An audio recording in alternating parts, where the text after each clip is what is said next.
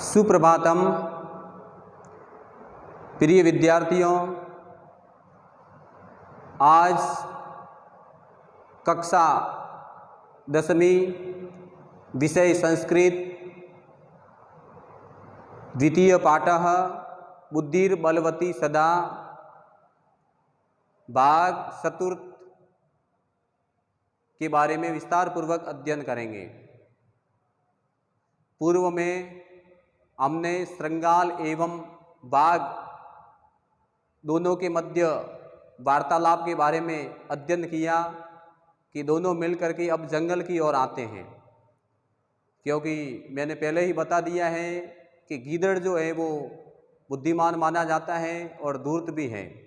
इसलिए जो सियार है वो पुनः एक बार उसको जंगल की ओर ले आता है। बाघ और कहने का अर्थ ये है कि व्याघ्र एवं गीदड़ दोनों मिल करके पुनः उस व्याघ्रमारी की ओर आते हैं। उसके बारे में आज अभी पढ़ेंगे। आगे जम्बूकः यानी गीदड़। गीदड़ कह रहा है यदि एवं तरहि माम निज गले बद्ध्वा चल सत्वरम, क्योंकि ये दोनों मिलकर के अब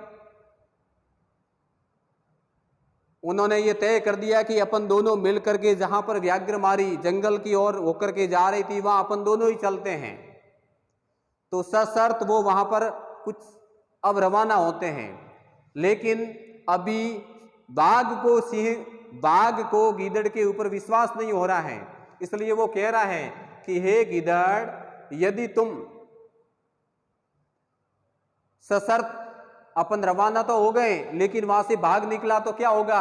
तो उसका प्रत्युत्तर देते हुए गीदड़ कह रहा है यदि आपको मुझे विश्वास नहीं है मेरे पर, माम निज गले बद्ध्वा, तो मुझे अपने गले के अंदर बांध दीजिए। गीदड़ बाघ को संबोधित करता हुआ कह रहा है कि यदि आपको मेरे ऊपर विश्वास नहीं है तो आपके गले के अंदर मुझे बांध दीजिए, फिर तो मैं कहीं भाग नहीं जाऊंगा आपको छोड़ करके।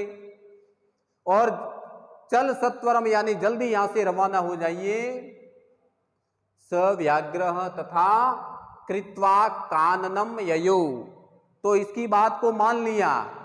बाघ ने गीदड़ की बात को मान लिया और गीदड़ को बाघ ने अपने गले के अंदर बांध दिया और फिर दोनों ही वहां से रवाना हो गए। श्रृंगालेन सहितम पुनर्आयांतम व्याघ्रम दुरात दृष्ट्वा, अब ये तुरंत रवाना हो गए, क्योंकि उस गीदड़ ने कहा कि वो व्याघ्रमारी है, वो जल्दी से वहां जंगल छोड़ करके चली जाएगी, इसलिए अपन तुरंत यहां से भागते हैं। तो वो तुरंत दोनों ही जंगल की ओर भागे। तो वहां पर उन्होंने व्याघ्रमारी ने उन दोनों को देखा। व्याघ्रमारी जा रही थी अपने पुत्रों के साथ पिता के घर, तो दूर से आते हुए व्याघ्र को देख करके बुद्धिमती उस बुद्धिमान औरत ने चिंतितवती विचार किया। क्यों? क्योंकि अब की बार जंगल के अंदर वोई का वोई बाघ गीदड़ को अपने गले के अंदर बांध करके आया है। इसलिए उस बुद्धिमती औरत ने इन दोनों को जंगल के अंदर देखा और वो चिंतन करती है, विचार करती है, मनन करती है। जम्बुक कृत उत्साहेन व्याघ्रात कथम मुच्यताम, क्योंकि वो बुद्धिमान थी। अब उसको समझ में आ गया कि ये बाघ का उत्साह नहीं है, ये व्याघ्र की कभी भी हिम्मत नहीं हो सकती जो वापिस जंगल के अंदर आ जाए, लेकिन ये उत्साह जो है, हिम्मत जो है, वो उस जम्बुक ने उसको दिलाई है। ये उसको समझ में आ गया। जम्बुक कृत उत्साहेन, ये जम्बुक ने उत्साह दिलाया है, जम्बुक ने ही तैयार किया है बाघ को एक बार वापिस जंगल में आने के लिए। तो कैसे इस प्रकार से बाघ का पीछा अब की बार छुड़ाया जाए। पहले तो हमने जैसे तैसे करके बुद्धि के बल पर, बुद्धि के कौशल के बल पर हमने बाघ को भगा दिया था, लेकिन अब की बार दोनों युक्ति के साथ में आए हैं, योजनाबद्ध ढंग से आए हैं। और ये उत्साह जो है वो गीदड़ का है। इसलिए गीदड़ एवं व्याघ्र दोनों मिल करके युक्ति के साथ में आए हैं। इसलिए अब की बार पुनः उसको कैसे भगा दिया जाए, इसके बारे में वो विचार करती हैं। परम, लेकिन प्रति उत्पन्न मति, लेकिन वो बुद्धिमान थी। प्रति उत्पन्न मति, प्रति उत्पन्न मति का मतलब होता है कोई भी युक्ति को देख करके, कोई भी स्थिति को देख करके तुरंत उसका उपाय दिमाग के अंदर आ जाता है, तो उसको प्रति उत्पन्न मति कहते हैं। कहने का अर्थ यह है कि अवस्था को देख करके तुरंत उसका उपाय समझ में आ जाए, कठिनाई को देख करके उस कठिनाई को दूर करने के लिए तुरंत दिमाग में युक्ति का निर्माण हो जाए, उसको प्रति उत्पन्न मति बुद्धि वाले व्यक्ति कहते हैं। तो वो प्रति उत्पन्न मति थी। सा यानी वह राज सिंह की पत्नी व्याघ्रमारी बुद्धिमती औरत जम्बू कम आक्षेप पंथी। अब जम्बू के ऊपर वो आक्षेप लगा रही है, क्योंकि उसको समझ में आ गया कि ये व्याघ्र की कभी भी हिम्मत नहीं हो सकती जो वापिस आ जाए। ये एकमात्र हिम्मत की है तो हिम्मत करने वाला गीदड़ है। इसलिए गीदड़ की तरफ संकेत करती हुई कहती है, तर्जनी अंगुली से उसको डांटती हुई कहती है, तर्जयंती वाच, डांटती हुई कहती है उसको, रे रे धूर्तव्या दतम मयम व्याघ्रत्रयम पुरा विश्वासम आद्य एकम आनीय कथम यासी वद अधुना इति युक्त्वा धाविता तूर्णम व्याघ्रमारी भयंकरा व्याघ्रोपि सहसा नष्ट गलबद श्रृंगालकः। इसलिए वह व्याघ्रमारी उस गीदड़ को संबोधित करती हुई कहती है, डांटती हुई, फटकारती हुई, आक्षेप लगाती हुई कहती है, रे रे धूर्तव्या, हे चालाक, हे धूर्त, हे चतुर, हे धूर्त श्रृंगाल, दत्तम मह्यम व्याघ्रतरियम पूरा। पहले तो तूने मेरे को यह बताया था कि मैं आपके लिए 3 वाघ की व्यवस्था करूंगा।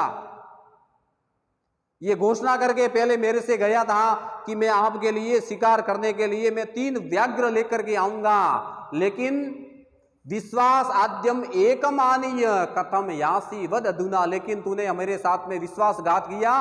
क्यों? क्योंकि आप एक ही वाघ को साथ में लेकर के आए हो, जबकि आपने ये मेरे को बताया था कि मैं आप तीनों के लिए 3 वाघ की व्यवस्था करूंगा और 3 वाघों को तुम्हारे लिए लेकर के आऊंगा, लेकिन तूने मेरे साथ विश्वासघात किया।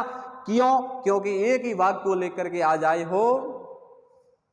इति युक्त्वा धाविता तूर्णम व्याघ्रमारी भयंकरा। इस प्रकार से वो व्याघ्रमारी तुरंत कोई तिनका लेकर के, कोई जंगल में से कोई लकड़ी लेकर के हाथ में लेकर के तुरंत उनके पीछे भागती है।